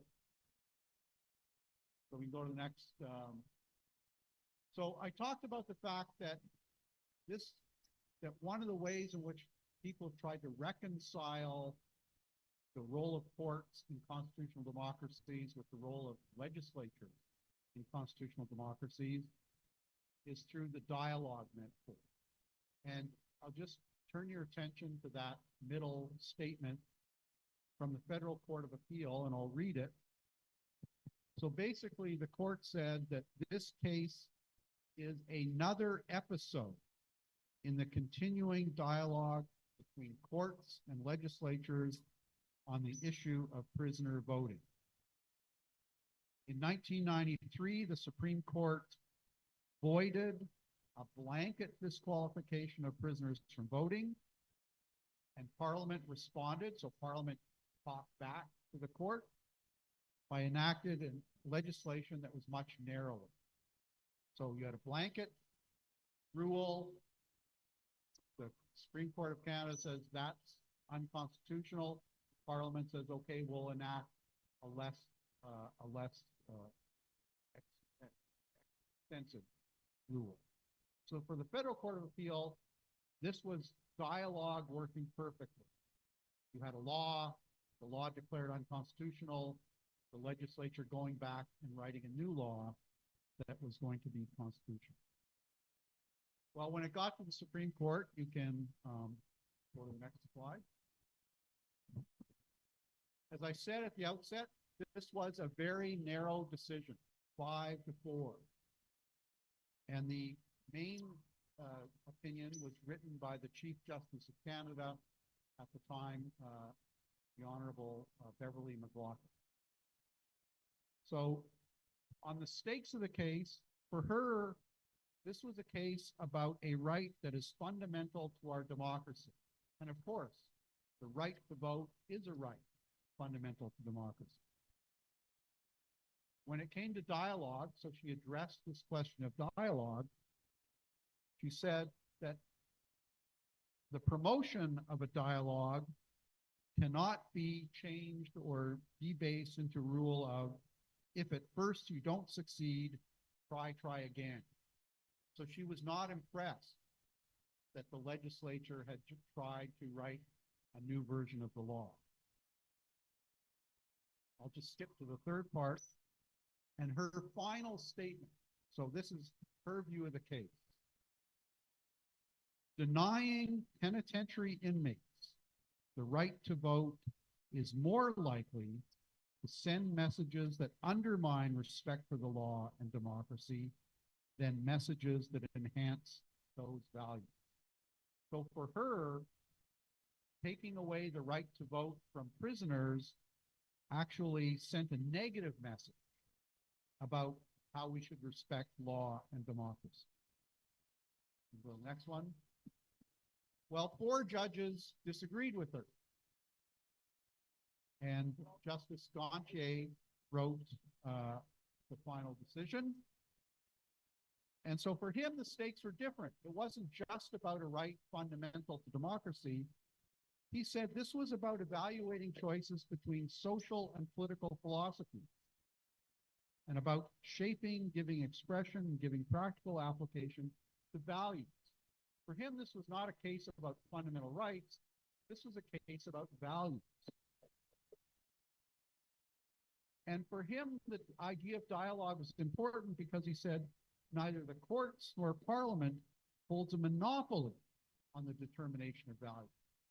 So it's not up to the court alone or up to Parliament alone to determine what value should prevail in this instance. And then I'll go to the final word. He was very critical of the Chief Justice. He said, the Chief Justice simply replaces one reasonable position with another, dismissing the government's position as unhelpful. So in a sense, going back to one of the points I made earlier, the dissenting judge said that the Chief Justice had simply substituted her personal values for the democratic values of the elected legislature. And that's why he said that the court should not intervene. Unfortunately, for those of us who were supporting the government of Canada in the case, Justice Gontier was in the minority. So ultimately, the law was determined to be unconstitutional. But I think you just want to do the addition. There were 13 judges who looked at this question. 7 of them said it was unconstitutional. 6 of them said it was constitutional. And that gives you a sense of the ambiguity of these rights rules when they are applied to very specific cases. And I think that's why for us, as for those of you who are political scientists in the room, it's very important to pay attention to the politics of what courts do in constitutional democracies, because the outcome in these kinds of cases is not always obvious. There are political choices that have to be made. And with that, I think I will bring my talk to an end. Thank you very much. Thank you, Professor. I will try to translate some of the key points of your talks. Jadi studi kasus yang disampaikan oleh Profesor M.Pd ini dari keputusan pengadilan tahun 2000 itu tentang pertanyaannya adalah apakah orang yang pernah divonis melakukan kejahatan kriminal itu boleh memilih dalam pemilihan umum gitu ya. Whether convicted people can or cannot vote. Nah, dalam charternya Kanada, dalam kayak undang-undang dasarnya Kanada itu semua orang berhak gitu ya, semua orang berhak untuk berpartisipasi sebagai pemilih dalam pemilu. Nah, tapi kemudian pemerintah membuat aturan bahwa orang yang pernah divonis kriminal itu tidak boleh lagi berpartisipasi sebagai pemilih dalam pemilu. Nah, tahun ini terjadi tahun 1993, jadi 7 tahun sebelumnya, sebelum keputusan mahkamah ini yang lagi dibahas. Nah, keputusan ini membahas tentang kemudian jadi aturan pemerintah ini kemudian diminta judicial review gitu ya, ditelaah melalui pengadilan apa ini istilahnya, ini kayak mahkamah konstitusinya mungkin ya Pak Irfan ya, saya takut salah soalnya ini baik istilah hukumnya. Oke, fungsi kalau di kita kayak mahkamah konstitusinya gitu ya. Oke. Jadi ya ini emang Pak Irfan lebih expert kalau istilah-istilah hukum, harus konsultasi. Pak Irfan is our international law lecturer, so I have to consult some terminology with him. Jadi ini kemudian dibawa ke pengadilan yang setara dengan Mahkamah Konstitusi kalau di Indonesia gitu ya, untuk ditinjau peraturan pemerintahnya ini. Nah, kemudian ada banyak perdebatan yang juga berlevel-level gitu ya. Awalnya dari pengadilan federal, kemudian sampai ke final appeal-nya itu akhirnya keputusannya itu ini keputusan tersebut melanggar prinsip-prinsip demokrasi. Nah, tapi keputusannya sendiri sebenarnya sangat tipis gitu ya, karena dari 9 hakim itu ada 5 hakim yang menyatakan larangan memilih terhadap kriminal itu adalah pelanggaran demokrasi, tetapi ada 4 hakim yang menyatakan bahwa ini hanya masalah mereka tidak melihatnya sebagai masalah gitu, peraturan pemerintah yang melarang kriminal ini sebagai masalah. Jadi ada akhirnya memang dinyatakan sebagai violation of democracy, tapi yang tidak setuju dengan keputusan hakim ini juga dari apa itu dibilangnya ya, apa dibilangnya kalau ini hakim, jadi dari hakim konstitusinya itu juga ada 4 orang yang sepakat bahwa nggak ada masalah dengan peraturan pemerintah tersebut. Alasan-alasan yang dinyatakan itu pertama yang bilang bahwa itu tidak bertentangan demokrasi. Yang pertama bilang bahwa ini bukan persoalan boleh saja melarang kriminal untuk berpartisipasi dalam pemilu karena didasarkan pada interpretasi nilai-nilai sosial yang ada di negara tersebut, di Kanada pertama. Yang kedua, kemudian didasarkan pada adanya perbedaan pemahaman tentang prinsip-prinsip demokrasi. Jadi ada argumen bahwa demokrasi itu multi interpretasi lah, ada berapa versi dari demokrasi gitu. Kemudian yang ketiga, bahkan ada tuduhan bahwa salah satu hakim yang menentang peraturan pemerintah tersebut merujuk pada personal, sangat subjektif dan hanya merujuk pada personal prinsipalnya gitu ya. Jadi pada intinya yang dijelaskan oleh Profesor M.Pd adalah bahwa hakim itu adalah aktor yang sangat sentral dalam pengadilan, dan dalam pengadilan yang melibatkan aturan-aturan yang terkait pada prinsip-prinsip konstitusional itu dia dibatasi oleh sedikit sekali konstitusi, dia sangat menentukan bagaimana konstitusi itu diinterpretasikan dalam memutuskan perkara gitu. Mudah-mudahan itu memberi gambaran dari apa yang tadi sudah dibahas. Maybe now I will open, or maybe Phil Buckley, would you like to add something too? The Q&A? Okay. We move forward to the Q&A session. Kita masuk ke sesi tanya jawab. Silakan sampaikan pertanyaan atau komentarnya. Nanti boleh dalam bahasa Inggris atau bahasa Indonesia. Nanti saya akan bantu. Any questions? Hamzah? Maybe you can move. Ada wireless nggak ya?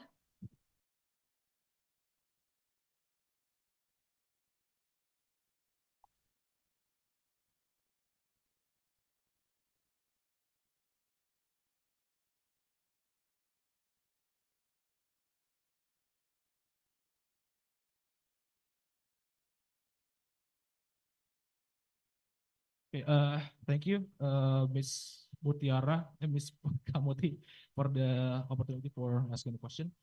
My name is Hamzah. I'm a third-year international relations student. But since this is about constitutional law, I would ask about constitutional law.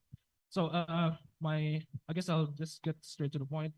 Why is the process of appointing judges to constitutional courts are often politically charged, and how does this impact the perceived impartiality of the courts? Thank you.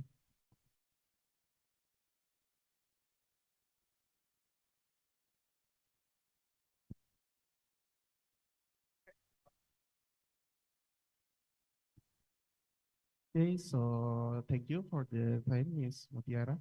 I'm Zakir Hananafi, the student from International Relations at 5th semester right now. So actually, I just wanna ask the some a little paradox question, maybe. Professor M.Pd earlier said that the judges and the constitution is a political institution, right? And their conclusion can be driven, even they can choose the case of the court, is it political important or not? Yeah. And the conclusion from the judges is can drive by the political important things too.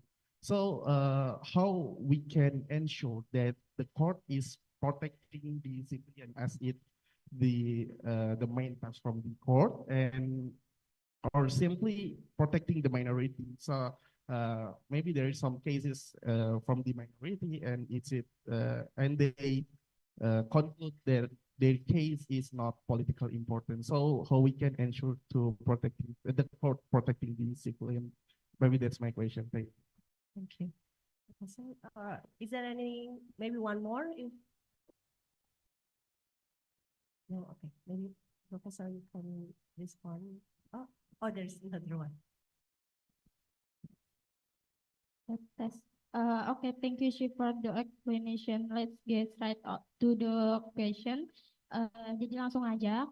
Yang pertama, how do courts handle conflict between individual rights and state interests? Yang kedua, do courts have the authority to have overturn laws that conflict with an individual's constitutional rights? Yang ketiga, how should they design cases in improving free speech, privacy rights, or the rights. Thank you. Namanya siapa? Nama saya Nyi Kembang Arum dari Ilmu Politik. Nimalu tadi pertanyaan apa aja? Yang pertama, Pelan-pelan, Nyi tadi Kem- kecepatan. nama saya Nyi Kembang Arum. Yang pertama, pertanyaannya yaitu how do courts handle conflict between individual rights and the state's interests. Yang kedua, do courts have the authority? Boleh bahasa Indonesia dulu nggak? Enggak, telinga saya yang agak ini. Boleh bahasa ini lebih ini mungkin lebih jelas kalau dalam bahasa Indonesia. Bagaimana? Yang pertama, bagaimana pengadilan menangani konflik antara hak individu dan kepentingan negara? Yang kedua, apakah pengadilan memiliki kewenangan untuk membatalkan undang-undang yang bertentangan dengan hak-hak konstitusional individu? Yang ketiga, bagaimana pengadilan memutuskan kasus-kasus yang melibatkan kebebasan berbicara, hak privasi, atau hak-hak lainnya? Terima kasih.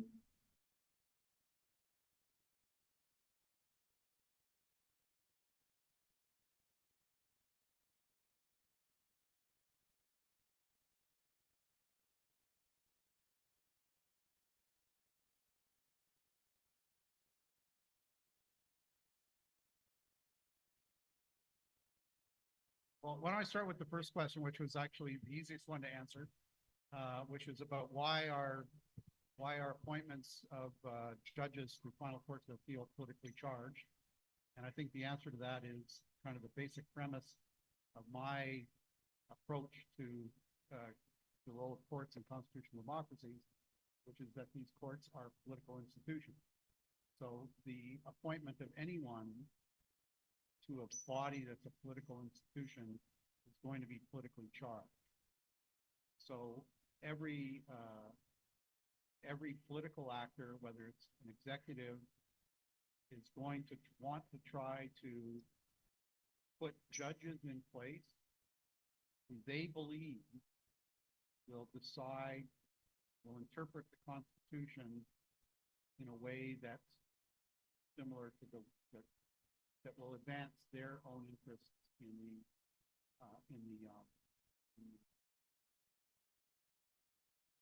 interpreting the Constitution. Now, they can't always be certain that that's going to happen, and there are two reasons for that. One of the important aspects of courts in constitutional democracy is, first of all, the idea of judicial independence. That even if courts are political institutions,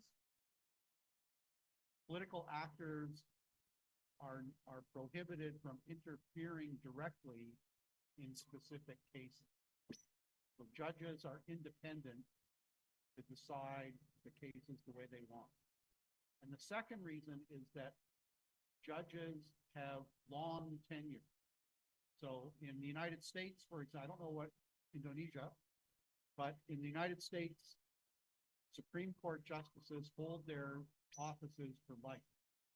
In Canada, they have to retire at age 75, but until they hit retirement age, they can't be removed from office. So that means they don't have to worry about, whether their decisions are popular. So the appointment's politically charged because it's a political institution, but it's moderated by judicial independence and security of tenure. And that sometimes means that judges don't always act the way the people who appointed them think they will act. But for political scientists, it's always important to try to study how those dynamics work. Hopefully that answers your question. Second question, now your memory is probably better than mine.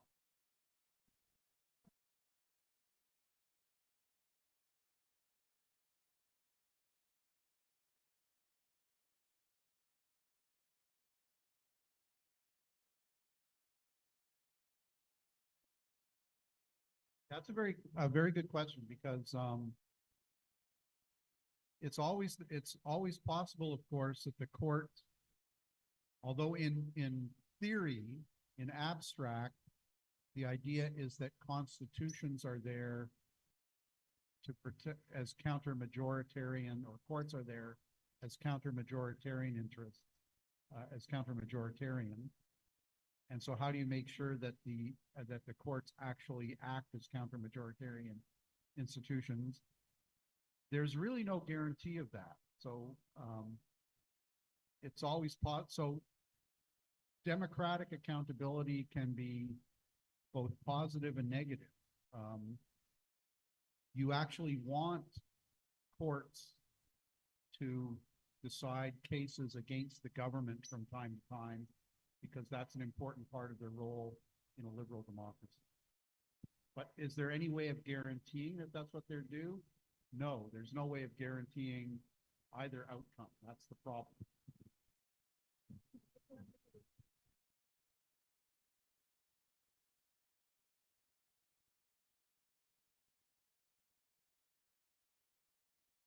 Well, they are politically selected almost everywhere. So in the United States, the president appoints and Senate confirms. In Canada, actually, the prime minister simply decides who's going to be on the court. So all the selections to final courts of appeal, except in a couple of European jurisdictions, are always political. They're being made by political actors, so they're going to be political. The last question? Last questions includes 3 questions, but I think most of them, yeah, it's actually can be one big question about the how to regulate the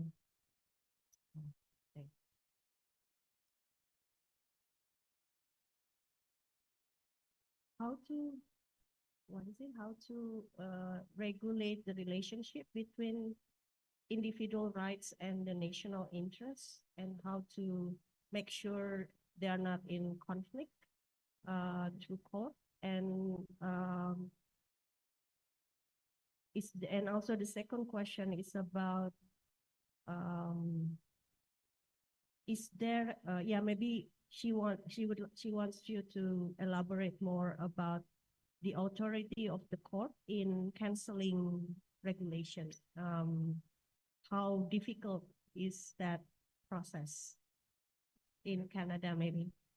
Well, let me try. So I'll try to answer the first question, which is how do you regulate national interests and individual rights? It's a really important question. And normally you think of it that legislatures are about acting in the national interest, and courts are about acting in the interests of individual rights. And one of the ways that you can try to balance those things out is in the design of your constitution. And so in Canada, there are 2 elements in the constitution that allows for a balance between national interests and individual rights. One of them, and other countries have adopted this as well, is that the Canadian Charter includes something called a limitations clause, which allows the court to say, well, that clause says that the Charter protects rights subject to such limitations that are reasonable in a free and democratic society. So in Canada, the court can say, yes, the government has violated individual rights, but that violation is reasonable in a free and democratic society because it advances an important national interest. And so that's what we call in Canada the reasonable limits clause, which allows governments to say, yes, we recognize that we're violating this individual right, but the reasons for doing so are so important in a free and democratic society that the court should let us violate that right. And that's one way you can do it. The second way that Canada has is something which is more controversial, is that our rights document has something called a notwithstanding clause, which says that even if a court says that a law violates a right, the legislature can pass another law that says that the first law shall operate notwithstanding that it violates the rights. So in that sense, it gives the final word to the legislature. The legislature can say, look, the court just got it wrong, and we're gonna go ahead anyway because we think that the national interest outweighs individual rights. So those are two ways, but you have to put those into your actual constitutional design. And there was a second part of the question that goes up.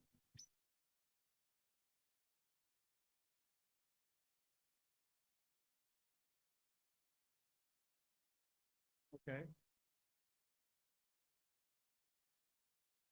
Oh yeah, where's the authority come from? Well, again, it's part of your constitutional design, either explicitly.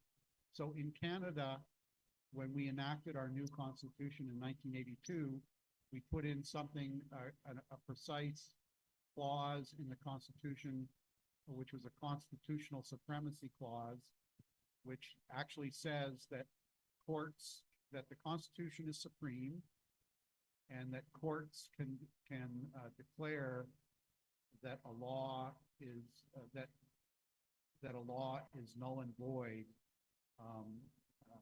because it violates the Constitution. So that authority is actually explicitly given to courts in the constitutional document. The United States was more complicated. It's not in the actual U.S. Constitution, but the courts gave it to themselves.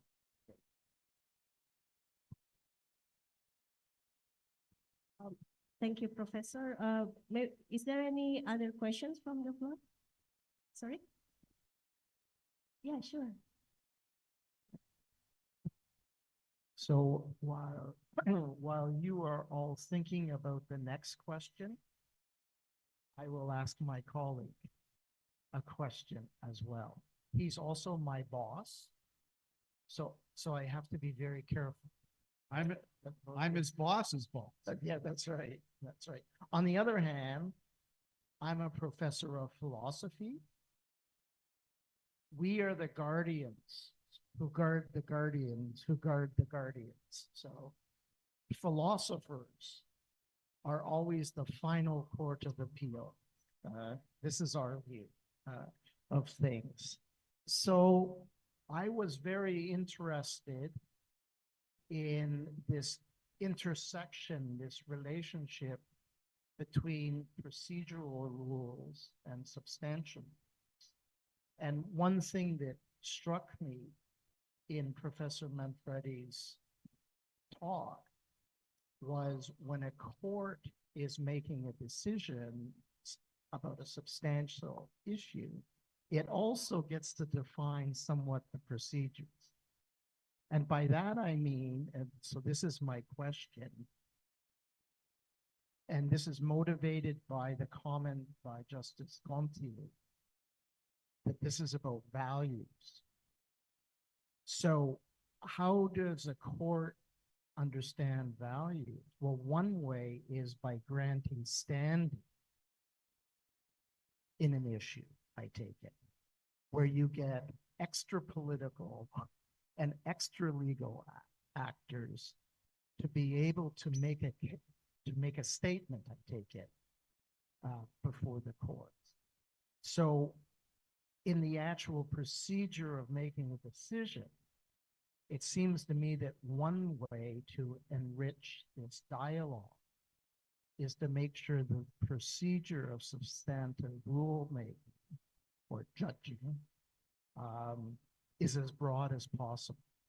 And it seems to me this idea of standing before the court is important, but I take it the courts themselves get to decide who has standing in order to present another view in some case. So I'm not a constitutional person, so I'm asking it both as a question of information, but also a little bit about this intersection between substantive rulemaking and determining the procedures. Yeah, it's a very interesting question coming from you as a philosopher, Phil. So look, there are a number of rules that govern, there are a number of procedural rules that govern how courts decide what to decide. You mentioned one, standing. Standing is that the person bringing a constitutional question has to be directly affected by the constitutional question. And then there's what you may have been referring to as other parties can be involved in the case.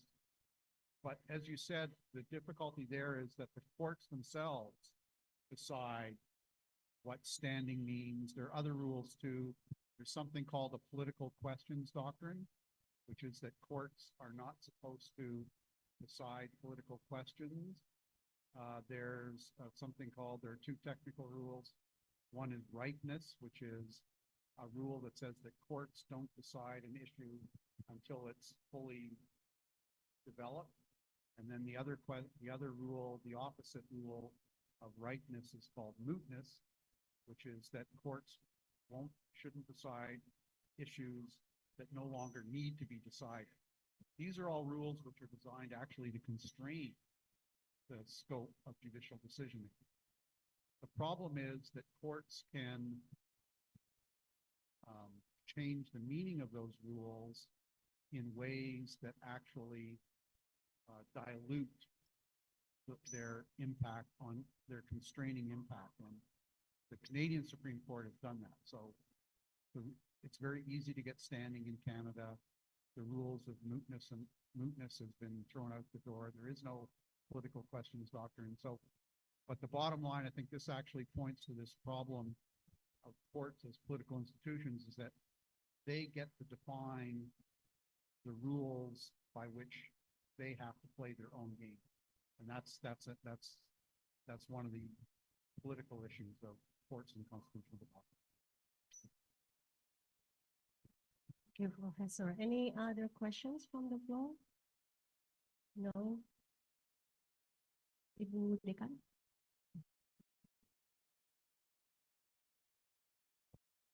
Thank you, Mumuti. Yes, really interesting topic, yeah.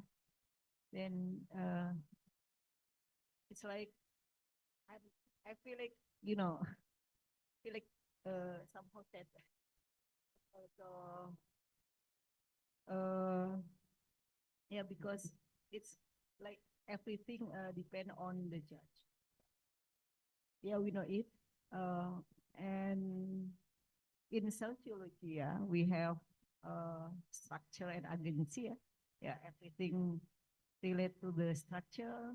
The rule and regulation is kind of structure. We learn the value, the regulation, and but finally the decision is on agency, individual, how we interpret the rule and value. And yeah, of course that's apply in democracy and also in our politics. Yeah, that's why I think that in terms of law and constitutional democracy, and in constitution, that the judge is a person, individual, and they already have a very long process to learn value, and we have to trust to them, yeah, because after they already have a very long process, then the decision is depend on them, whether they will follow the rule and value that they learn, or they just ignore it. But my question is, yeah, probably almost the same to other question from the student, yeah, how we make sure that finally the judge really not really call it in Indonesia ugal-ugalan, yeah. They don't care about value and everything, because no power is for them. They're very powerful, and then but in case that they decide something really ignore the value, and that's can the philosophy, then you know, influence, influence that finally we have a happy ending, happy ending that's everything can follow that we expect, That is my question. All right, well, that's a very good question. So the first part, you're right. Ultimately, courts are made out of individuals. In multi-member appellate courts, they can be 8, 9 individuals. And so when political scientists first started studying courts, they actually focused on what was called the attitudinal model. So they tried to understand, they said that judges' decisions were a function of their attitudes. And then they asked, where did their attitudes come from? So they looked at things like, well, gender. Do women and men have different attitudes? Does that affect their judging? Religion. Does your religious background affect your attitude? Your socioeconomic background. Do judges from one socioeconomic background have different attitudes? So partly we tried to understand whether there were patterns in the connection between people's judges' social backgrounds and personal characteristics and their attitudes and their decisions. But you're right, ultimately individual. The question about what about judges who ignore values, and I'll get to most constitutions have a process for removing judges. You can impeach judges. It's very rare, but that's one way of controlling judges who go completely wrong. But the middle part, very interesting. You said, how do we make sure that judges aren't just deciding on the basis of their personal preferences? And that's when I talked very briefly about the idea of that courts have to be strategic. Judges have to be strategic actors. And so they can't just go with their personal preferences for 2 reasons. One is that in a multi-member court, let's say you've got 9 members on your Supreme Court, my personal preference can't become law unless I persuade at least 4 other people that to go that direction. And what that generally means, like any negotiation, you have to moderate your personal preference to get other people to join with you. So it has a moderating effect on their ability to just go with their personal preferences. And then at the second level, there's a very famous quote from the Federalist Papers from the founding of the U.S., in which the founders of the U.S. Constitution thought that courts would actually be kind of not very important. And they said they wouldn't be important because they had the power of neither the sword nor the purse.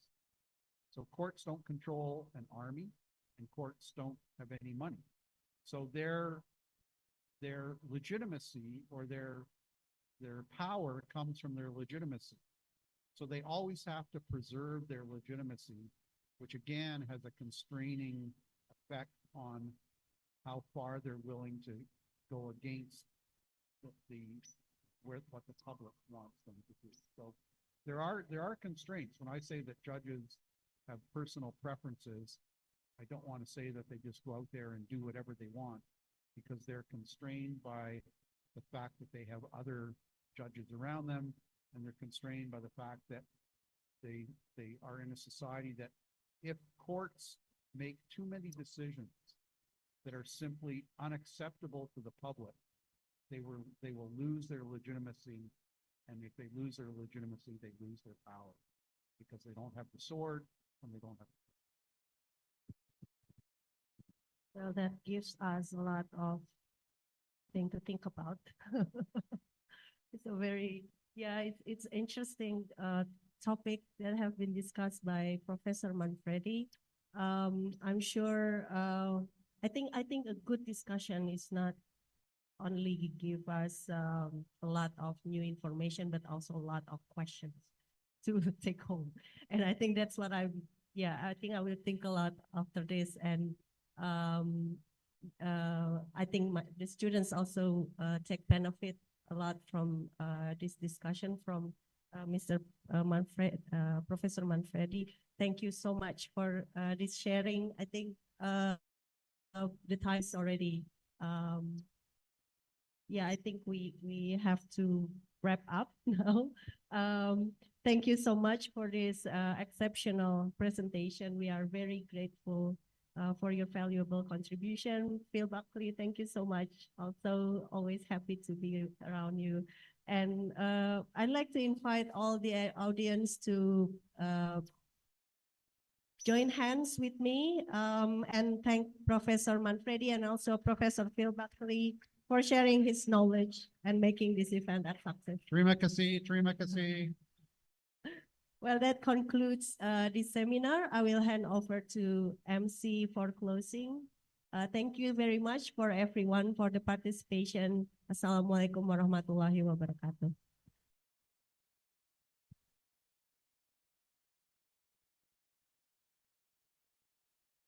Thank you very much.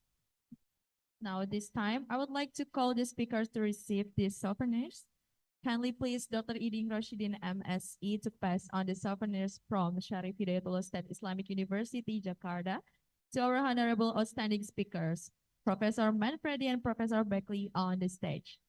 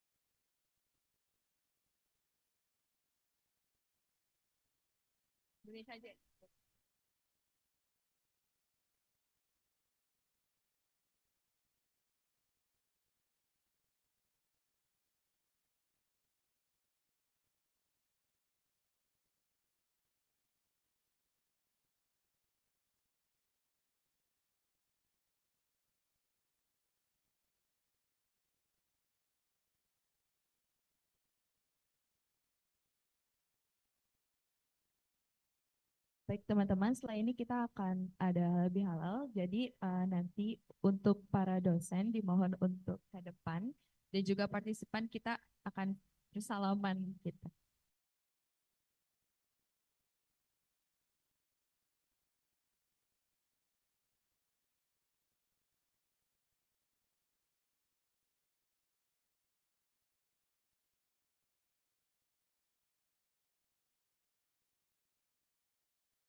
Dimana untuk para dosen staf Fakultas Ilmu Sosial dan Politik dimana untuk maju ke depan. Dilanjut dengan para partisipan, kita akan saling bersalaman dengan para speakers dan juga dosen.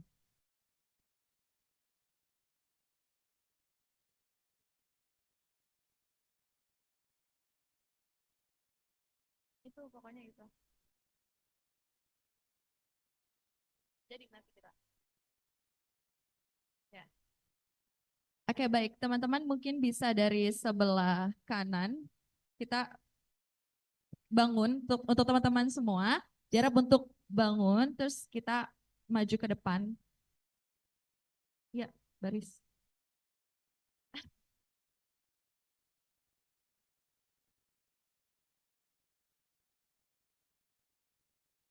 Di mana untuk para partisipan tidak keluar dulu dari ruangan.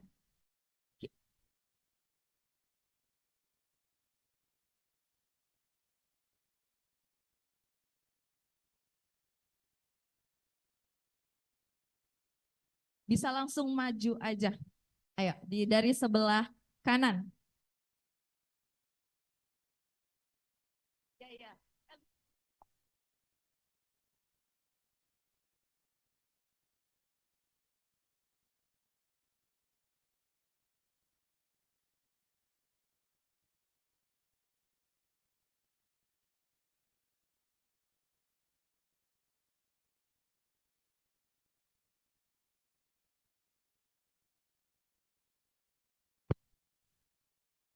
Sallallahu ala Muhammad, sallallahu alaihi wasallam, sallallahu ala Muhammad, sallallahu alaihi wasallam.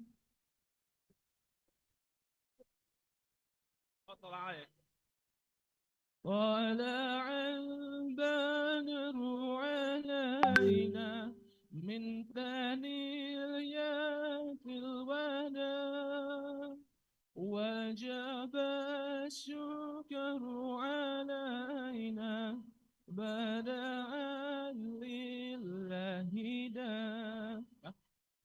Oh, ya.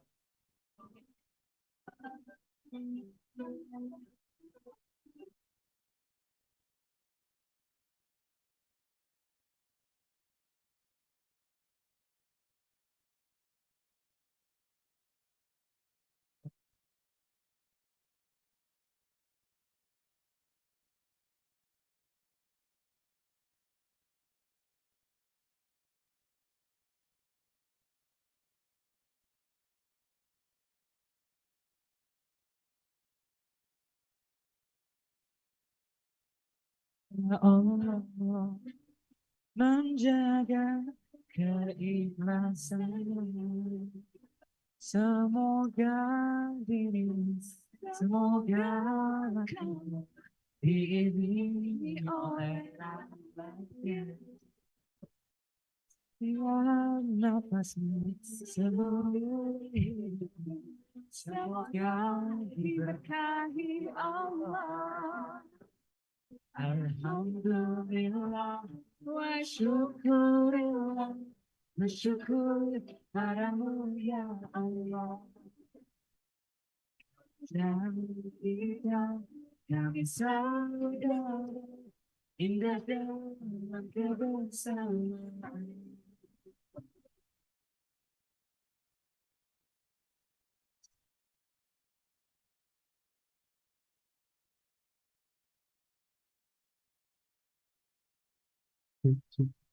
Finally, my heartfelt gratitude to all the participants for your active engagement and enthusiastic presence, which has made this public lecture a memorable and fruitful experience. With that, we have come to the end of our event. I'm Fahrul dan S.Pd. And I'm Akitul Sabilaisna. We are Master of Ceremony are saying goodbye. Thank you all and hope you have a great rest of the day. Thank you very much.